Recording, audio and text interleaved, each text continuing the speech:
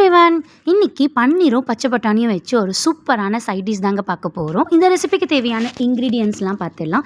தேங்காய், பச்சை மிளகாய், மிளகு, சீரகம், உடைச்சக்கல்ல, முந்திரி, பட்டை, கிராம்பு, ஏலக்காய், வெங்காயம், இஞ்சி, பூண்டு இது எல்லாத்தையும் மிக்ஸி ஜாரில் சேர்த்து ஒரு ஃபைன் பேஸ்ட்டாக அரைச்சி எடுத்துக்கோங்க.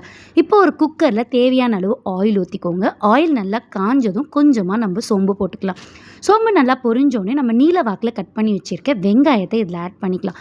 வெங்காயம் டீப் ஃப்ரை பண்ணணுன்ற அவசியம் இல்லைங்க. ஓரளவுக்கு கண்ணாடி பதத்து போல் வதங்கினா போதும்.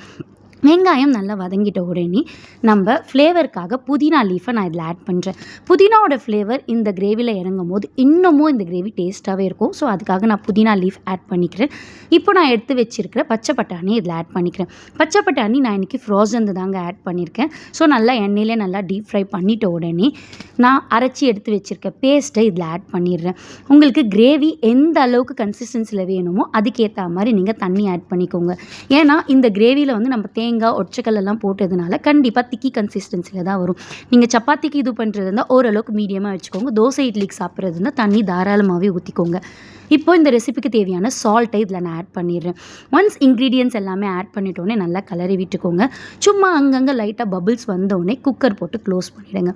ஒரு விசில் கழித்து பார்த்திங்கன்னா பச்சை பட்டாணி எல்லாமே வந்து நல்லா வெந்து இருந்திருக்கும்.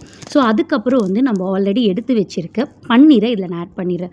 பன்னீர் போட்டு நீங்கள் விசில் போட்டிங்கன்னா அது கொஞ்சம் திரிஞ்சு குழஞ்ச மாதிரி இருக்கும். ஸோ அதனால் பச்சை பட்டாணியை வேக வச்சுட்டு நீங்கள் பன்னீரை வந்து ஆட் பண்ணிக்கலாம். பன்னீர் வந்து நீங்கள் பட்டரில் நல்லா ஃப்ரை பண்ணிவிட்டும் ஆட் பண்ணலாம், இல்லை அப்படியே கூட ஆட் பண்ணலாம். ஒன்ஸ் எல்லாத்தையும் ஆட் பண்ணிவிட்டு அப்புறம் நல்லா கொதித்த உடனே கொத்தமல்லி இலையை தூவிட்டு இறக்குனிங்கன்னா ஒரு சூப்பரான சைட் டிஷ் ரெடி ஆகிடும். இது சப்பாத்தி, இட்லி, தோசை, பரோட்டாக்கு எல்லாத்துக்குமே சூப்பராகவே இருக்கும். கண்டிப்பாக ட்ரை பண்ணி பாருங்கள். இந்த வீடியோ உங்களுக்கு பிடிச்சிருந்தா லைக் பண்ணுங்கள், ஷேர் பண்ணுங்கள், சப்ஸ்கிரைப் பண்ணுங்கள். அன்பை சமைப்பும் அனைவருக்கும் பகிர்வோம். டாடா, பாய்.